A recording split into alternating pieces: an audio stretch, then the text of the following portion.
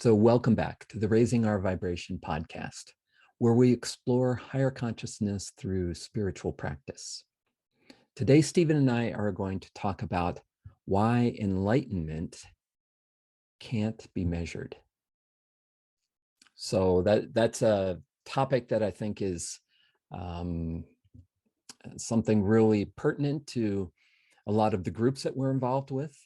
In terms of meditation and measuring brain waves, measuring heart rate variability, measuring skin conductivity, all these things that we measure as we're doing practices like meditation that seem to be related to enlightenment.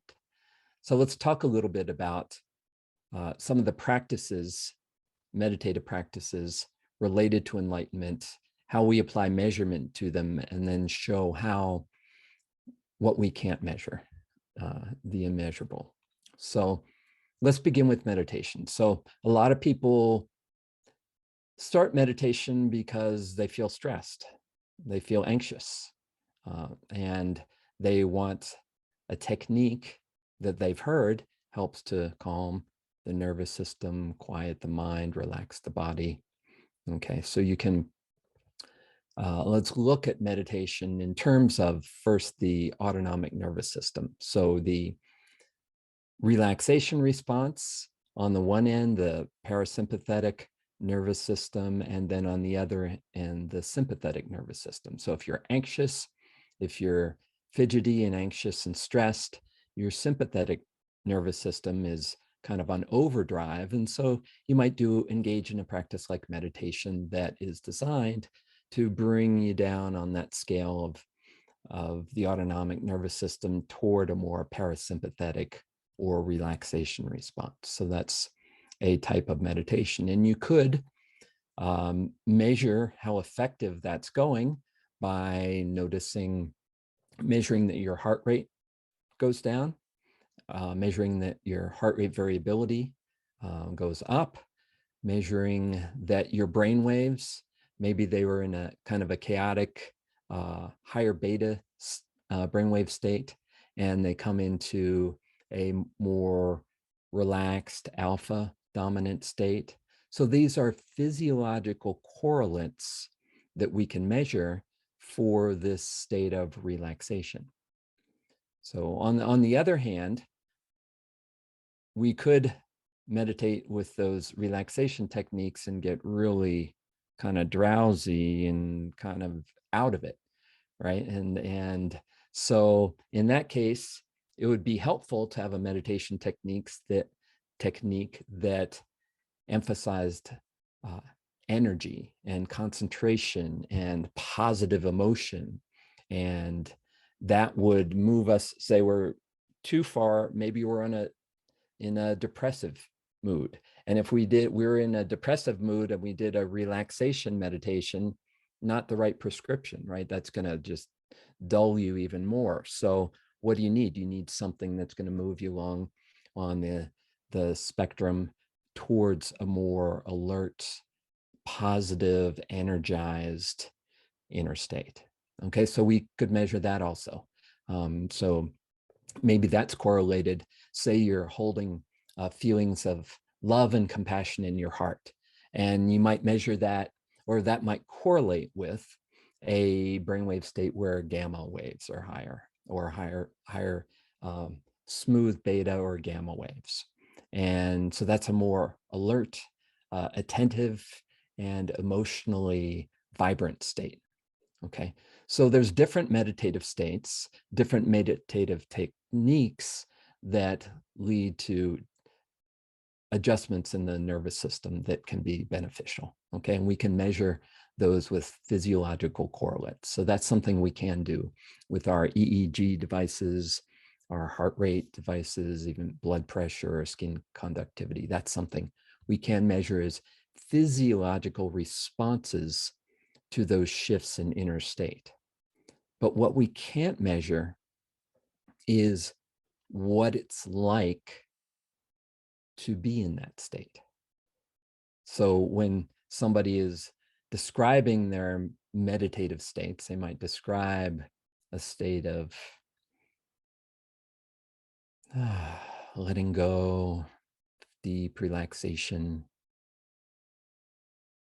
or they might describe what it feels like to feel deep love in their heart and feel filled with this positive emotion, right? And we can measure physiological correlates to that, but we can't measure what it's like to be experiencing that from the inside, so to speak.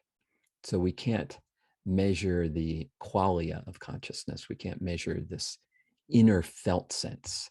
We can attempt to describe those things, and that can be really helpful, but we can't measure it. And then one more step, talking about enlightenment itself. What is enlightenment? Well, enlightenment is not being deeply relaxed or being filled with love. Okay, those are states.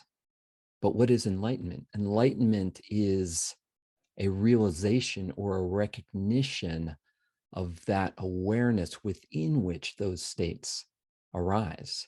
So while deep relaxation and deep love are powerful, positive states, being in a state is not enlightenment. It's that within which states arise. It's recognizing, it's realizing the awareness that knows states and that knows itself beyond any state. Something that's way beyond measurement. It's not something that is even confined to the body, right? No, it may recognition of awareness itself, having that being aware of being aware. So if you're just sitting right here and I ask you to be aware of something, like something in front of you, you can be aware of that, as we've talked about many times before. And now you can be aware of being aware itself, being aware of that within which this experience arises. The awareness itself, that is a very subtle felt sense. And then we've talked in our last podcast about how you can point toward that and attempt to describe it, but it's not something you can describe because it's not an object, much less measure it. Okay, so this is awareness itself, this realization that is what we call enlightenment, this realization of awareness itself, that which we are in our deepest essential being, that deepest knowing is indescribable and immeasurable. You can have a subtle felt sense of it. So Stephen, with that context of indescribability, immeasurability, I'll pass it over to you. Yeah, thank you, Kevin. Thank you. And love and blessings to everyone. And Kevin, when we have this rich and deep conversation, it reminds me of so many different stories. So I'll just humor you with one of them about this, that enlightenment is not a state. And it reminds me of this old Zen story where a Zen student goes to a very famous temple in Japan and asks one of the masters there how long it will take him to gain enlightenment. And the master thinks for a moment and says, about 10 years. And then the student says, well, how about if I work really hard, I'm disciplined, and double my effort? And then the master thinks again and says, oh, in that case, 20 years. 20 years, right. So it's very much talking about what, we think that enlightenment is a state and a point, and we practice and we do this practice for so many years and we become enlightened, right? And now I'm going to refer to the research of one of my favorite researchers, Andrew Newberg, about exactly this, that we think it's a state, we think it's something we practice for, and that there is an outcome. But as he points, so those of you who don't know Andrew Newberg, he's the professor and director of the Marcus Institute of Integrative Health. So he's researched these kinds of experiences these kinds of unfoldings for many years. And he points out that enlightenment itself, he investigated, just to put it in context, he investigated both Buddhist meditation and Christian contemplative prayer. And or the centering prayer practices of the Carmelites. And one of the reasons I love his research is I was trained for a long time in centering prayer and also in many of the Tibetan Buddhist practices, as well as yoga, like Kevin's been. And he points out enlightenment isn't a practice, and neither is it a state. It's an emerging recognition and a realization when the brain transitions. So this is how he puts it, just as Kevin was describing, that the brain transitions from one awareness to another in terms of an emerging recognition. And what happens when that happens, when you're emerging into these various recognition points, is that there is some kind of realization of essential qualities. So this is the way Andrew puts it. There is a realization of essential qualities or values or a felt sense that has been identified in all the sacred texts as being a sudden burst of transformative insight. So he says transformative insight, clarity, unity, peacefulness. So those accompany it. And he said it's often related to an intense spiritual practice. So it's not directly correlated, but often related to an intense spiritual practice, because his research discovered that when you alter brain functioning rapidly by either increasing and decreasing neural activity, or decreasing and increasing neural activity, which is what Kevin's been pointing out about what happens when you study the brainwaves and what you see in your meditative states. You often might see high gamma, you might see rapid shifts in delta, you might see changes in alpha and theta, you might see shifts in the amplitude of beta. So what you're really doing when that happens is you're interrupting old beliefs and old systems that are actually holding you back from being open. So this is how he puts it. And I thought there was a really, really useful way of explaining exactly this emerging recognition, which is also what he calls it, this emerging realization. And it also, Kevin, really pays attention for all those of you that are listening that are struggling in various ways, how important actually struggling is, how important that recognition of struggle for what it actually is, that you don't push it away. So you don't have an aversion to it. Neither do you grab on it, grasp it like a straw that you're hanging on to for dear life. What you start to do is you start to actually open up to your experience as having the potential for this realization. I mean, isn't it ironic that when we realize we're struggling, when we actually truly recognize it, when we're not trying to shove it away out of our experience, but we actually learn to see it as a gift or an opening for this realization or recognition, that you really start to develop some wisdom and insight, which is exactly what Andrew Newberg's talking about. And I'm sure, both you and I've spoken about many times on these podcasts about the different struggles we've been through. I've had financial struggles, relationship struggles, all of that, the same as all of you that are listening, health struggles. If you look at some of the, great mystics, like I always refer to Milarepa, the Tibetan mystic and yogi, who had really significant trauma in his family and also in his own personal life, because he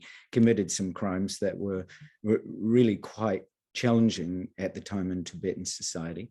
And he had years and years at which to look, sit with, recognize, and realize what those struggles actually were. And in many ways, they were his redemption or his liberation, because of this big shift that happens when you start to embrace your struggles as being crucial.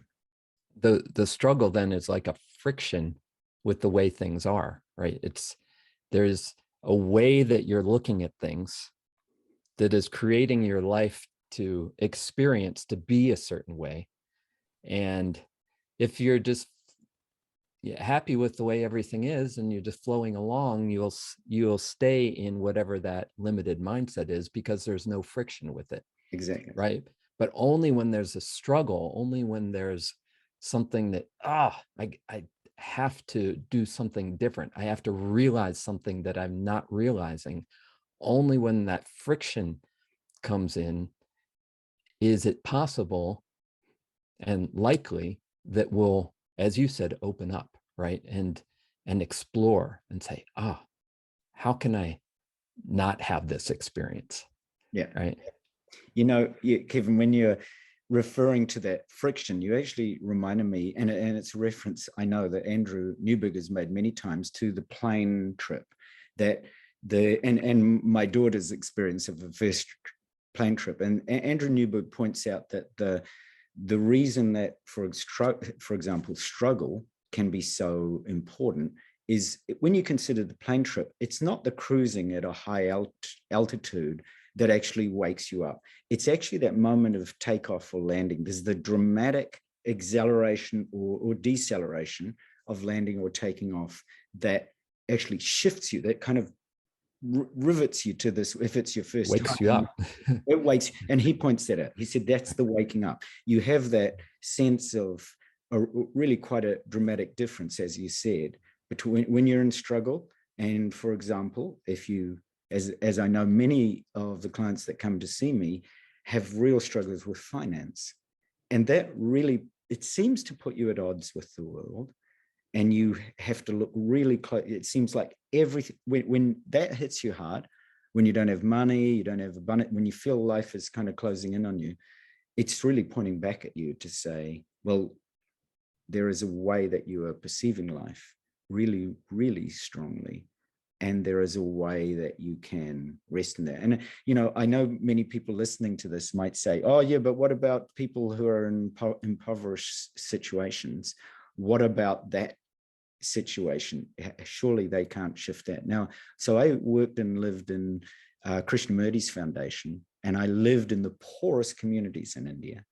And they were some of my greatest teaching groups, because there were two groups of family. There were people that were really bitter, that were poor, that I was teaching, and they would tell you everything that was wrong with the world. And equally, I lived with some of the families and was looked after by them, who would give me just simply a little dollop of rice and a tiny bit of bread, because that's all they could afford.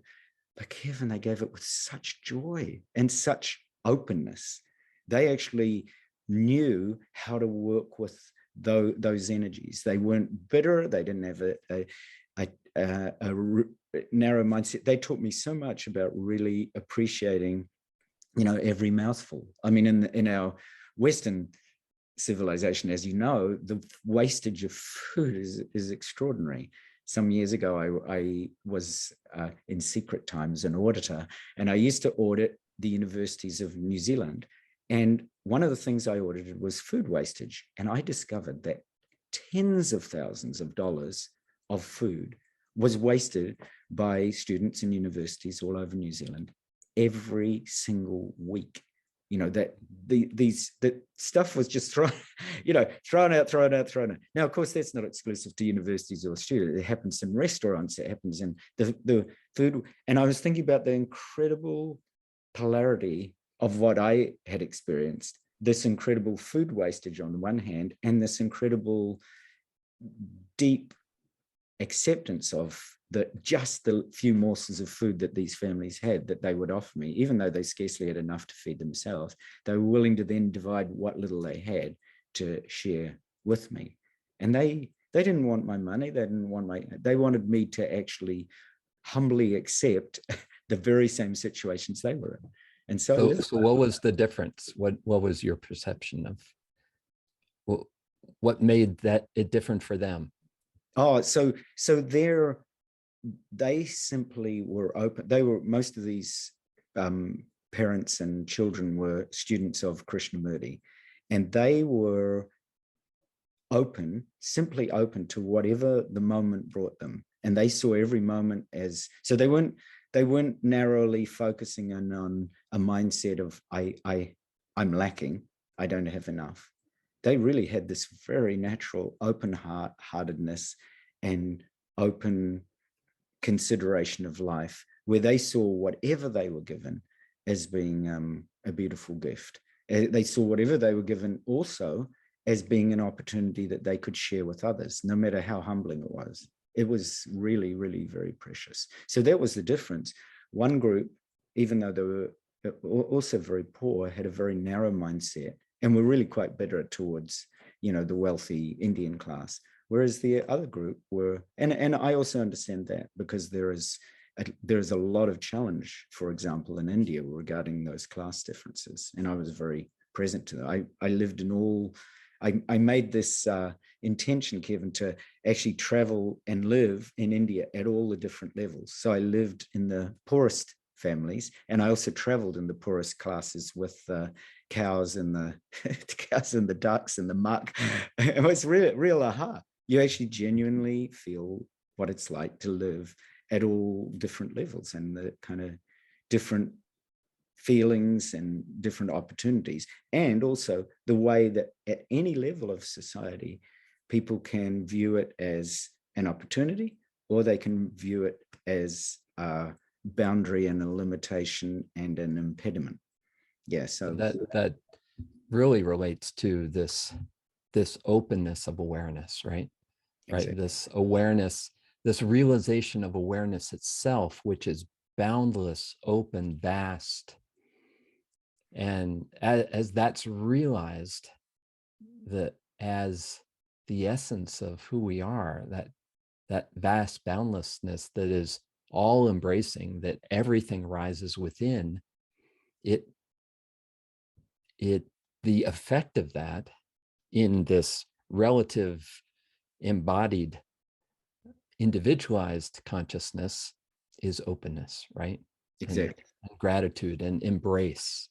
And It's that's the transformative power of awareness itself, and something that can't be measured by a headset or by any physiological measure, but it can be deeply felt, and the effects of it can be seen in our lives. Kevin, exactly. It was that open. I was contemplating that this morning about the openness and grace of God, of source, of life, because there's lots of different ways we refer to that. Because I've been, the past few days, I've been in touch with many people from different religions. And of course, everybody perceives, there is a tendency in many religions to be quite closed, to feel like, okay, you're only saved if you're saved this way, or you're only able to achieve some kind of liberation if you follow this kind of. And yet, in fact, no matter which religion you follow, this opportunity to be open and to receive grace seems to be common to all of these religions. And again, going back to Andrew's research, that's what he found. He said, no matter whether he researched Christian or Muslim or Buddhist teachings or Hindu teachings, these shifts in realization brought in each case insight, clarity, unity, peacefulness, those kinds of illuminations and opportunities. So there seemed to be this accompanying opening and grace in each case. And so that's what I wanted to do, just a short little practice with everybody on, is just simply this, is just this openness, exactly what Kevin's speaking to, this openness and this grace and this opportunity to be present with whatever is arising in awareness itself. So we'll just do a simple practice first, and just whatever you're doing right now, especially if you're driving a car, you may want to stop, that just notice what you're experiencing. So if you're having a thought, be aware of it. And if you're more listening to my words, be aware of the hearing. If if you're thinking of somebody you love or something that happened to you today, just be aware of that. Or you might be going to a body sensation. You might have an ache or a pain in your body, or just a shift of movement. Maybe you're aware of that. But just notice that you're aware. And again, try shifting that awareness to, say, an experience of your food that you had today. Whatever you had, just something ordinary. Just be aware of whatever thought or feeling arises in relationship to your food. And just notice at this point that awareness accompanies all experience, and that being aware itself is a common element of all experience. So there's a knowing of experience. And even though the experience changes, the knowing remains the same throughout all that experience. And then notice what happens as you begin to relax back into this knowing of all experience. And bring this knowing to the mind itself.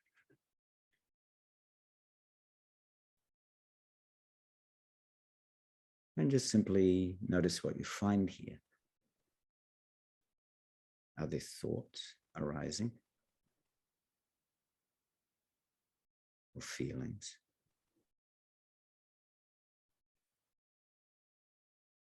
Perceptions?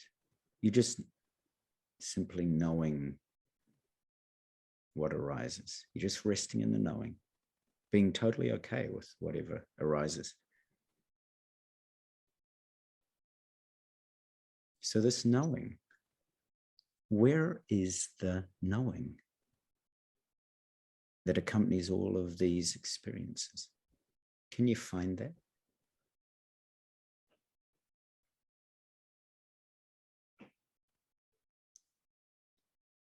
When you turn within like this, when you rest back as this knowing,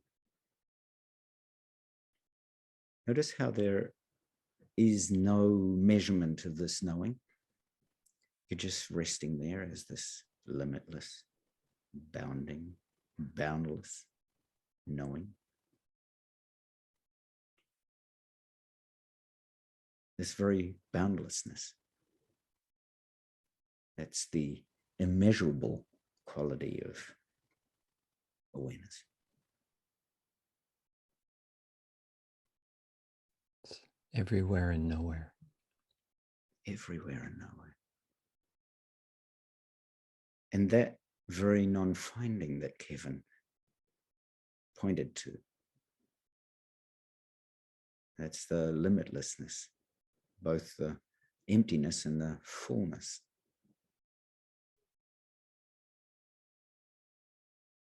of awareness. And as you start to recognize this, you're having a direct recognition of the immeasurability, the everywhere and the nowhereness, the infiniteness and the emptiness of awareness itself. So just let go, rest back, relax, sink into that knowing. Rest in the everywhere and the nowhere, which is this non-finding.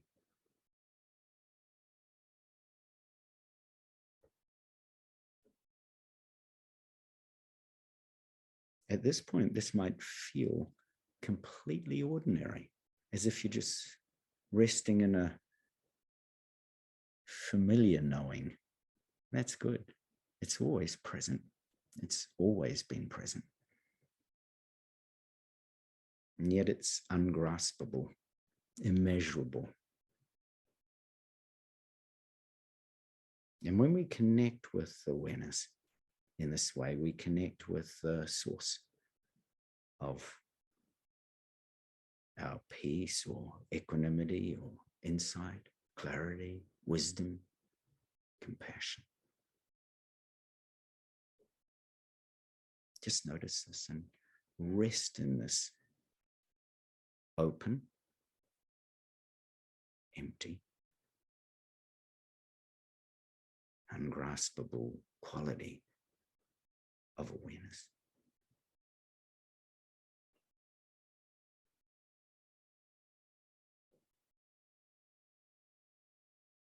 If a thought or a feeling, body sensation comes up, it's okay.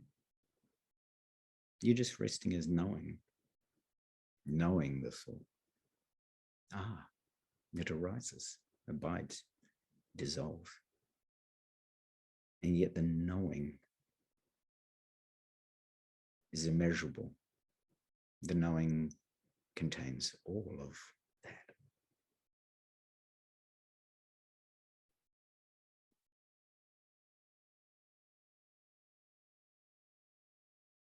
Now into the silence and stillness. Notice how they are like portals for awareness itself.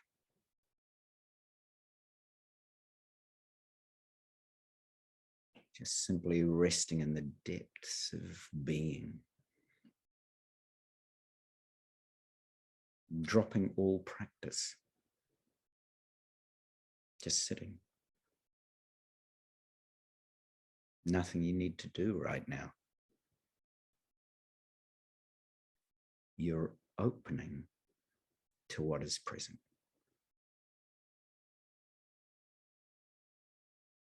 Opening to presence.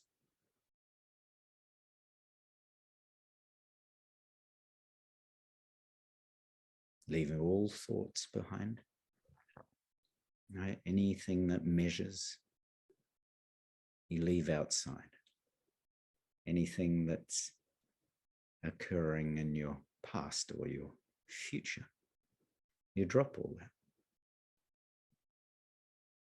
Anything that's measurable, yesterday, what I'm going to do tomorrow, or your identity, you just leave all that aside. Opening to what remains. Finding this natural presence, peace, openness, clarity, and grace.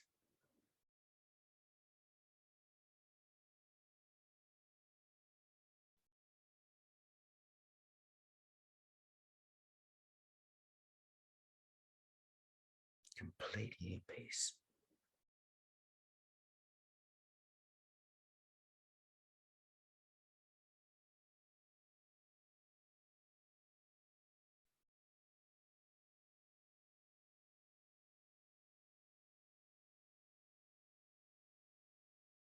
Just simply open.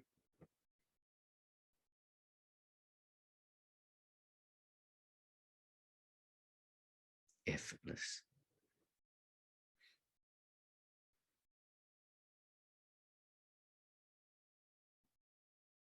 Immeasurable.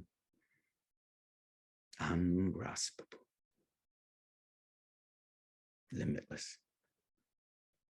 Knowing.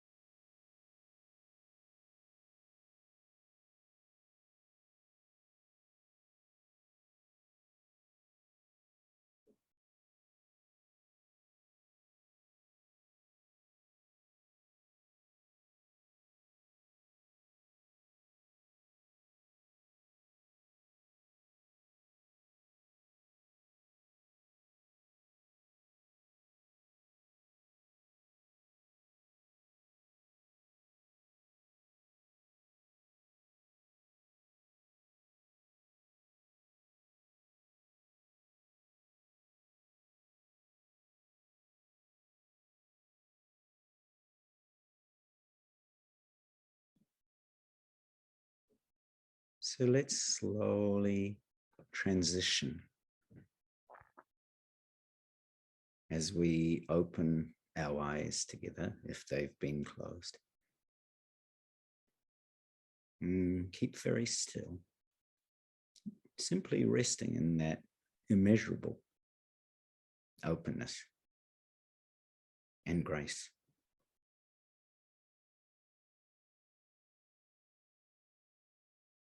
Just notice your body resting. This peace, this openness. Notice your surroundings in peace, in openness, with grace.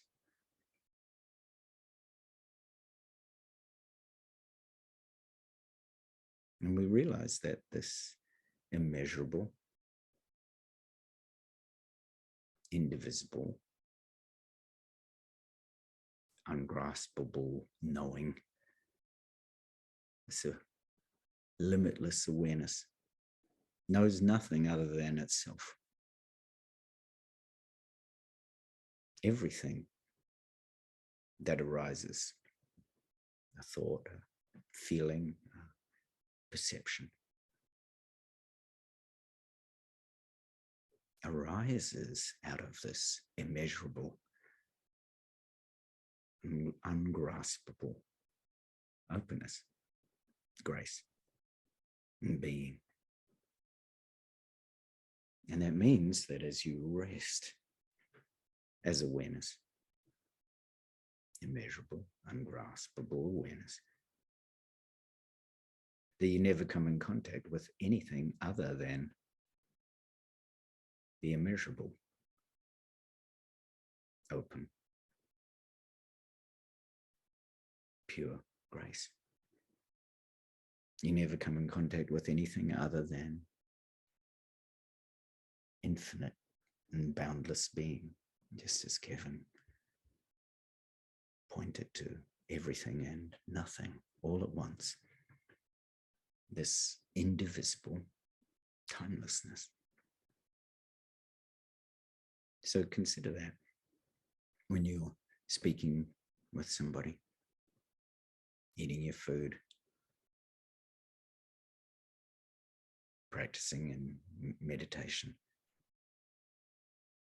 When you rest back as awareness, you're never in contact with anything other than the immeasurable, the ungraspable, limitless being. And we can live every moment of our life as the immeasurable, as openness, and as grace.